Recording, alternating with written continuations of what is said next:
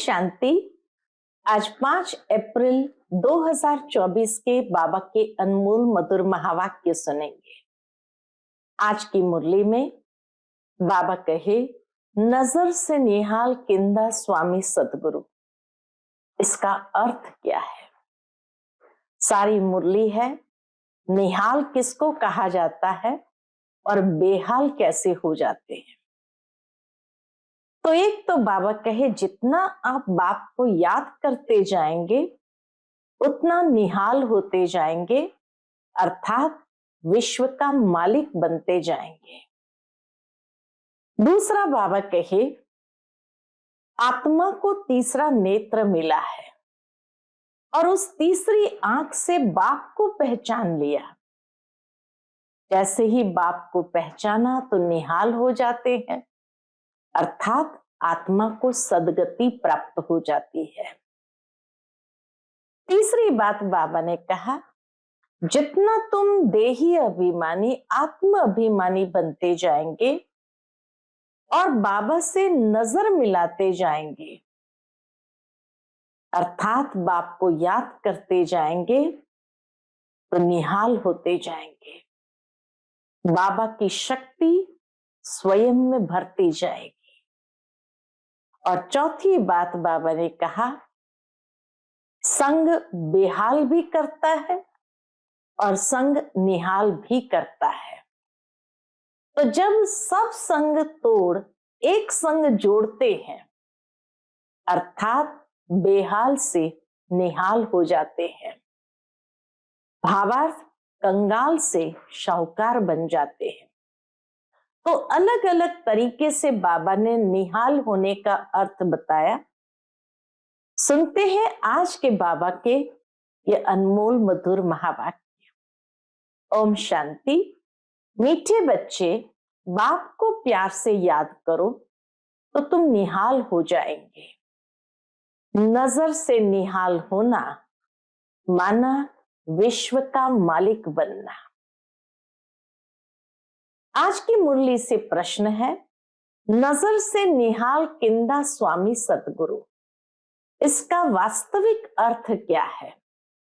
उत्तर, आत्मा को बाप द्वारा जब तीसरी आंख मिलती है और उस आंख से बाप को पहचान लेते हैं तो निहाल हो जाती, अर्थात सदगति मिल जाती है।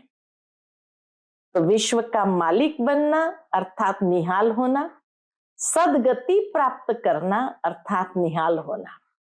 बाबा कहते, बच्चे देही अभिमानी बन, तुम मेरे से नजर लगाओ, अर्थात मुझे याद करो, और संग तोड़ एक मेरे संग जोड़ो तो बेहाल अर्थात कंगाल से निहाल अर्थात शाहूकार बन जाएंगे। तो बेहाल माना कंगाल, निहाल माना शाहूकार हो जाना। ओम शांति। मीठे मीठे रूहानी बच्चे किसके पास आते हैं? रूहानी बाप के पास। समझते हो हम शिव बाबा के पास जाते हैं, यह भी जानते हैं शिव बाबा सब आत्माओं का बाप है। यह भी बच्चों को निश्चय चाहिए कि वह सुप्रीम टीचर भी है तो सुप्रीम गुरु भी है। सुप्रीम को परम कहा जाता है, उस एक को ही याद करना है। नजर से नजर मिलाने हैं। बाबा कहे, एक को याद करना अर्थात नैन खुले रखना और नजर से नजर मिलाना। तो नजर से नजर मिलाते हैं। गायन है, नजर से निहाल किंदा स्वामी सतगुरु। उनका अर्थ चाहिए, नजर से निहाल किसको? जरूर सारी दुनिया के लिए कहेंगे, क्योंकि सर्व का सदगति दाता है, सर्व को इस पतित दुनिया से ले जाने वाला है। अब नजर किसकी? क्या यह आंखें? नहीं, तीसरी आंख मिलती है ज्ञान की, जिससे आत्मा जानती है यह हम सभी आत्माओं का बाप है। बाप आत्माओं को राय देते हैं कि मुझे याद करो। बाप आत्माओं को समझाते हैं, आत्माएं ही पतित तमो प्रधान बनी है। अब यह तुम्हारा 84वां जन्म है। यह नाटक पूरा होता है, पूरा होना भी चाहिए जरूर। हर कल्प पुरानी दुनिया से नई बनती है, नई सो फिर पुरानी होती है। नाम भी अलग है। नई दुनिया का नाम है सतयुग। बाप ने समझाया है, पहले तुम सतयुग में थे, फिर पुनर्जन्म लेते 84 जन्म बिताए। अब तुम्हारी आत्मा तमो प्रधान बन गई है। बाप को याद करेंगे तो निहाल हो जाएंगे। बाप सन्मुख कहते हैं, मुझे याद करो। मैं कौन? मुझे याद करो तो मैं कौन? परम पिता परमात्मा।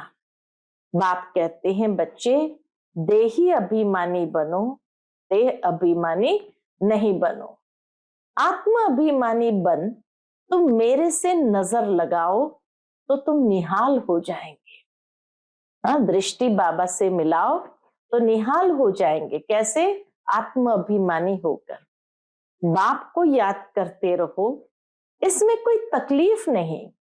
आत्मा ही पढ़ती है, पाठ बजाती है, कितनी छोटी है। जब यहाँ आते हैं तो 84 जन्मों का पाठ बजाते हैं, फिर वही पाठ रिपीट करना है।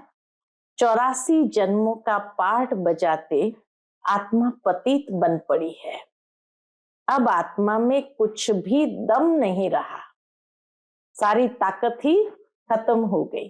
तो बाबा कहे, अब आत्मा में कुछ दम ही नहीं रहा।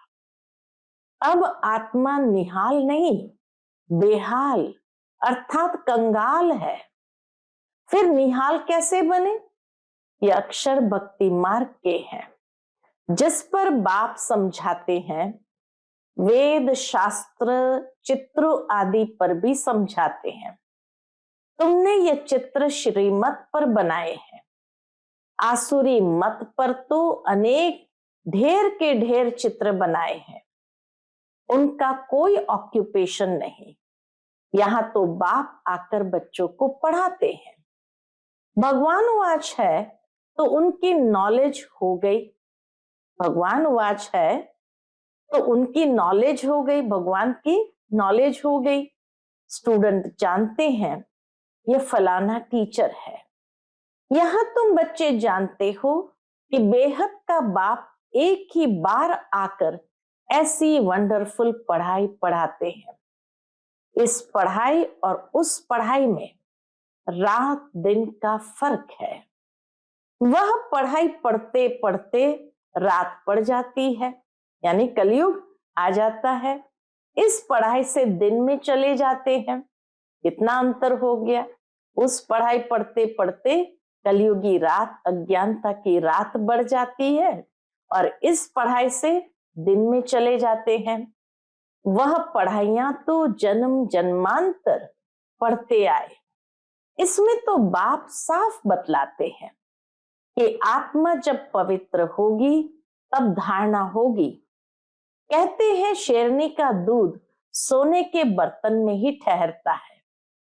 तुम बच्चे समझते हो, हम अब सोने का बर्तन बन रहे हैं।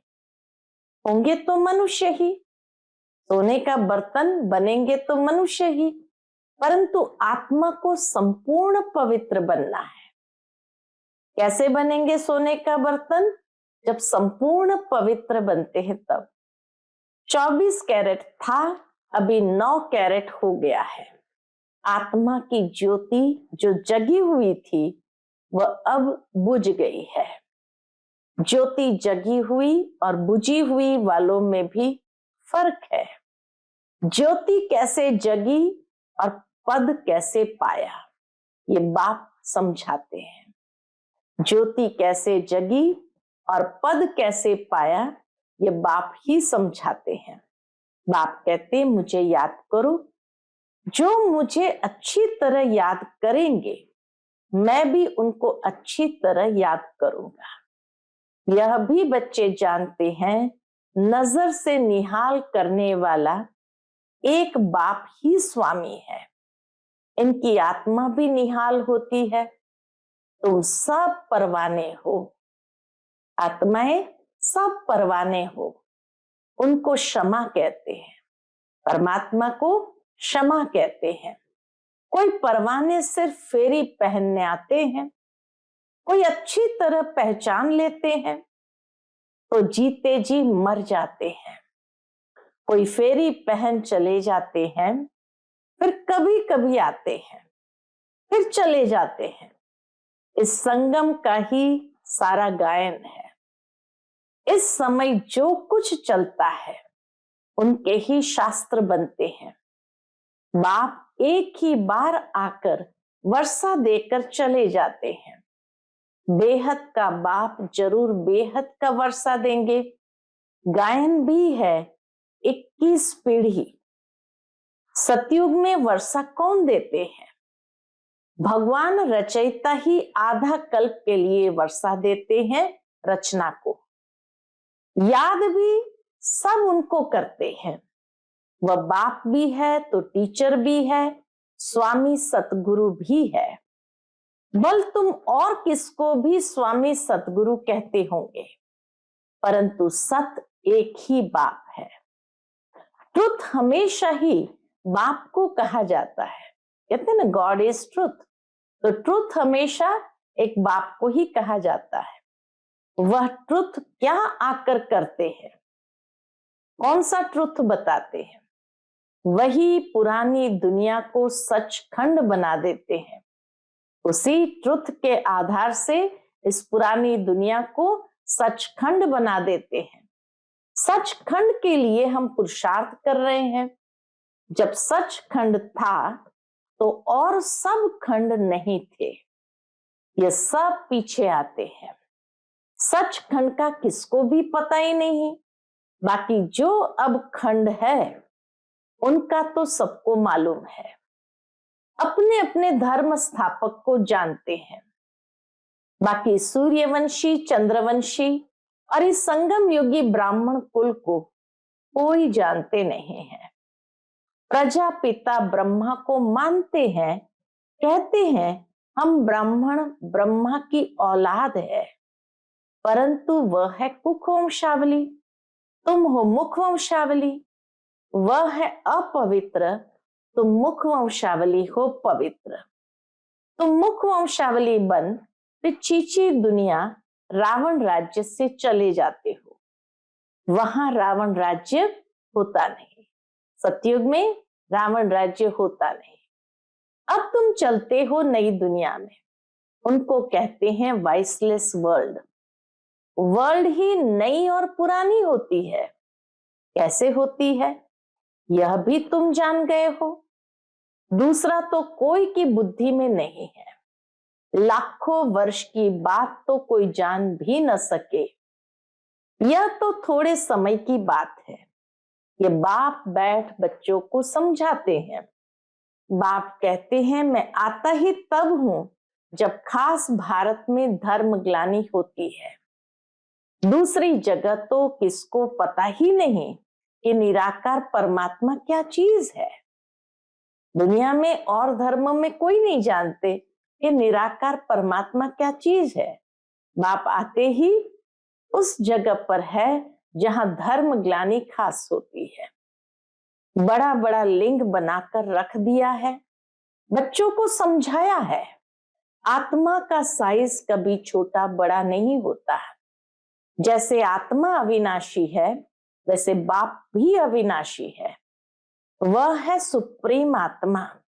सुप्रीम माना वह सदैव पवित्र और निर्विकारी है। तुम आत्माएं भी निर्विकारी थी, दुनिया भी निर्विकारी थी। उनको कहा ही जाता है संपूर्ण निर्विकारी। नई दुनिया फिर जरूर पुरानी होती है। कला कम होती जाती है। 2 कला कम चंद्रवंशी राज्य था, फिर दुनिया पुरानी बनती जाती है। पीछे और खंड आते जाते हैं। उनको कहा जाता है बाई प्लॉट्स, परंतु मिक्सअप हो जाते हैं। पुरानी दुनिया में सब कुछ मिक्सअप हो जाते हैं। ड्रामा प्लान अनुसार जो कुछ होता है वह फिर रिपीट होगा। जैसे बौद्धियों का कोई बड़ा आया, कितनों को बौद्ध धर्म में ले गया, धर्म को ही बदला दिया। हिंदुओं ने अपना धर्म आप ही बदला है, क्योंकि कर्म भ्रष्ट होने से धर्म भ्रष्ट भी हो पड़े हैं। इतना गुह्य रहस्य बाबा ने बताया कि हिंदुओं ने ही अपना धर्म बदला है। कोई बौद्धि बना, कोई क्रिश्चियन बना, कोई इस्लाम में गया। क्यों? क्योंकि कर्म भ्रष्ट होने से धर्म भ्रष्ट भी हो पड़े हैं, वाम मार्ग में चले गए हैं। जगन्नाथ के मंदिर में भी भल गए होंगे, परंतु कोई का कुछ ख्याल नहीं चलता। खुद विकारी है तो उन्हों को भी विकारी दिखा दिया। यह नहीं समझते कि देवताएं जब वाम मार्ग में गए हैं तब ऐसे बने हैं। उस समय के ही यह चित्र है। देवता नाम तो बड़ा अच्छा है, हिंदू तो हिंदुस्तान का नाम है, फिर अपने को हिंदू कह दिया है। कितनी भूल है। इसलिए बाप कहते हैं यदा यदा ही धर्मस्य। बाबा भारत में आते हैं, ऐसे तो नहीं कहते मैं हिंदुस्तान में आता हूं। यह है भारत। हिंदुस्तान व हिंदू धर्म है नहीं, न हिंदुस्तान है न हिंदू धर्म है। मुसलमानों ने हिंदुस्तान नाम रखा है, यह भी ड्रामा में नूंद है। अच्छी रीति समझना चाहिए, यह भी नॉलेज है। पुनर्जन्म लेते लेते वाम मार्ग में आते आते भ्रष्टाचारी बन पड़ते हैं। फिर उन्हों के आगे जाकर कहते हैं आप संपूर्ण निर्विकारी हो, हम विकारी पापी है। और कोई खंड वाले ऐसे नहीं कहेंगे कि आप संपूर्ण निर्विकारी और हम विकारी पापी है, हम नीच है अथवा हमारे में कोई गुण नहीं। ऐसे कहते कभी सुना नहीं होगा। दूसरे धर्म वाले ऐसे कभी कहते नहीं और न ऐसे कहते हुए कभी सुना होगा। सिख लोग भी ग्रंथ के आगे बैठते हैं, परंतु ऐसे कभी नहीं कहते कि नानक तुम निर्विकारी, हम विकारी। नानक पंथी कंगन लगाते हैं, वह है निर्विकारी पने की निशानी। परंतु विकार बिगर रह नहीं सकते हैं, झूठी निशानियां रख दी है। जैसे हिंदू लोग जनेऊ पहनते हैं, पवित्रता की निशानी है। आजकल तो धर्म को भी नहीं मानते। इस समय भक्ति मार्ग चल रहा है, इनको कहा जाता है भक्ति कल्ट। ज्ञान कल्ट सतयुग में है। सतयुग में देवताएं हैं संपूर्ण निर्विकारी, कलयुग में संपूर्ण निर्विकारी कोई हो न सके। प्रवृत्ति मार्ग वालों की स्थापना तो बाप ही करते हैं, बाकी सब गुरु है निवृत्ति मार्ग वाले। उनसे उन्हों का जोर जास्ती हो गया। बाबा कहे निवृत्ति मार्ग वालों का जोर जास्ती हो गया है। बाप कहते हैं यह जो कुछ तुमने पढ़ा है उनसे मैं नहीं मिलता हूं। मैं जब आता हूं तो सबको नजर से निहाल कर देता हूं। गायन भी है नजर से निहाल किंदा स्वामी सतगुरु। यहां तुम क्यों आए हो? बाबा के पास क्यों आए हो? निहाल बनने, अर्थात विश्व का मालिक बनने। तो निहाल अर्थात विश्व का मालिक बन जाते। बाप को याद करो तो निहाल बन जाएंगे। ऐसे कभी कोई कहेंगे नहीं कि ऐसा करने से तुम यह बन जाएंगे। बाप ही कहते हैं तुमको यह बनना है। ये लक्ष्मी नारायण कैसे बने कोई को मालूम नहीं है। तुम बच्चों को बाप सब कुछ बताते हैं। यही 84 जन्म ले पतित बने, फिर तुमको यह बनाने आया हूं। बाप अपना परिचय भी देते हैं तो नजर से निहाल भी करते हैं। ये किसके लिए कहते हैं? एक सतगुरु के लिए। निहाल करने वाला कौन? एक सतगुरु है। तो एक सतगुरु के लिए कहते हैं। वह गुरु लोग तो ढेर है और माताएं अबलाएं हैं भोली। तुम सब भी भोलेनाथ के बच्चे हो। शंकर के लिए कहा है, आंख खुली विनाश हो गया। यह भी पाप हो जाए। अगर शंकर इस तरह विनाश करे तो बाबा कहिए तो फिर पाप हो जाए। बाप कभी ऐसे काम के लिए डायरेक्शन नहीं देते हैं। विनाश तो कोई और चीजों से होना है। बाबा कहे विनाश तो और चीजों से होना है। बाप ऐसे डायरेक्शन नहीं देते। यह तो सब साइंस निकालते रहते हैं। समझते हैं हम अपने कुल का आप ही विनाश करते हैं। मनुष्य के कर्म ही इतने भ्रष्ट होते गए जो प्रकृति को भी तमो प्रधान और असंतुलित कर देता है, जिसके कारण विनाश स्वाभाविक रीति से होता है। तो बाबा कहे मैं डायरेक्शन नहीं देता हूं, ये स्वाभाविक रीति से आप ही होता है।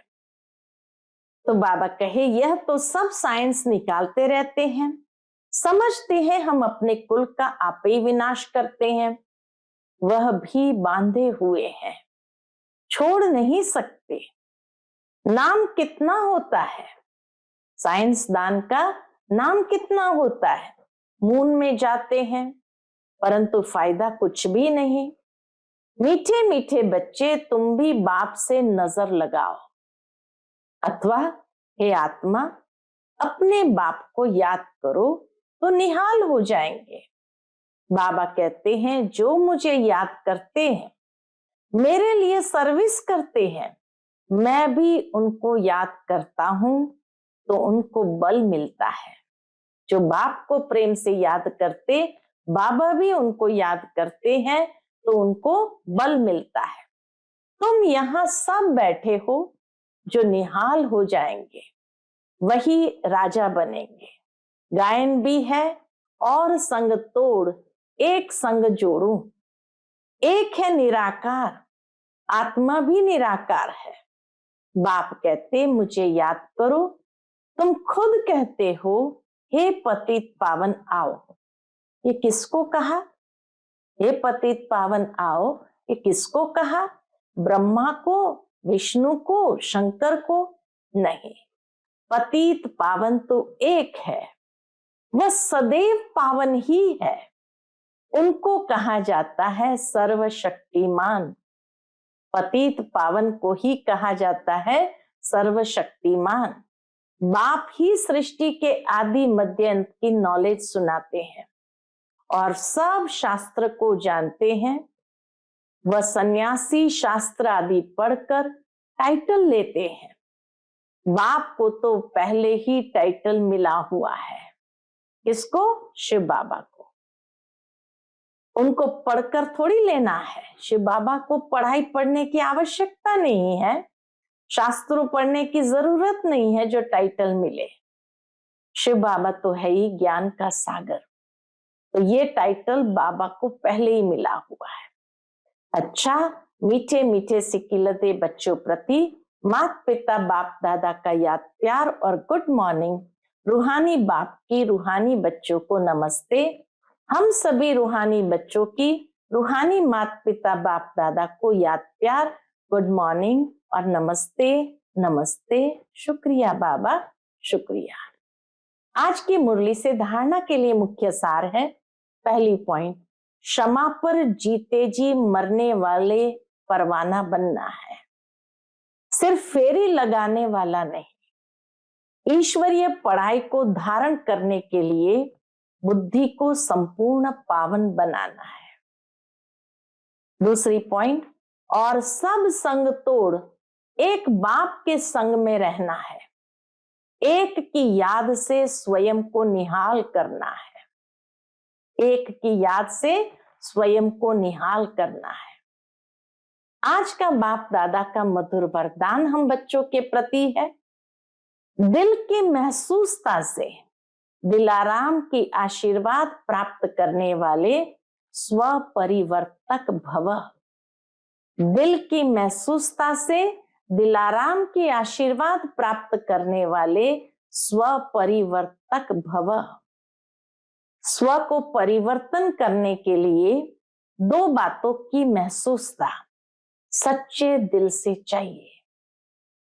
कौन सी दो बातों की? पहली बात, अपनी कमजोरी की महसूसता।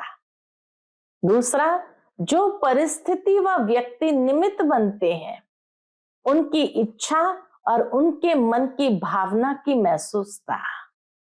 परिस्थिति के पेपर के कारण को जान स्वयं को पास होने के श्रेष्ठ स्वरूप की महसूसता हो कि स्वस्थिति श्रेष्ठ है, परिस्थिति पेपर है। ये महसूसता सहज परिवर्तन करा लेगी और सच्चे दिल से महसूस किया तो दिलाराम की आशीर्वाद प्राप्त होगी। आज का स्लोगन है, वारिस वह है जो एवर रेडी बन हर कार्य में जी हजूर हाजिर कहता है। वारिस वह है जो एवर रेडी बन हर कार्य में जी हजूर हाजिर कहता है। जो हर बात में जी हजूर अर्थात बाप की हर श्रीमत के प्रति जी हजूर हाजिर कहता है तो बाबा कहे वह बच्चा वारिस है और वह एवर रेडी बन हर कार्य में अपने आप को समर्पित करते हुए आगे बढ़ाता है। इसीलिए श्रीमत को जी हजूर हाजिर कहना है। अच्छा, ओम शांति।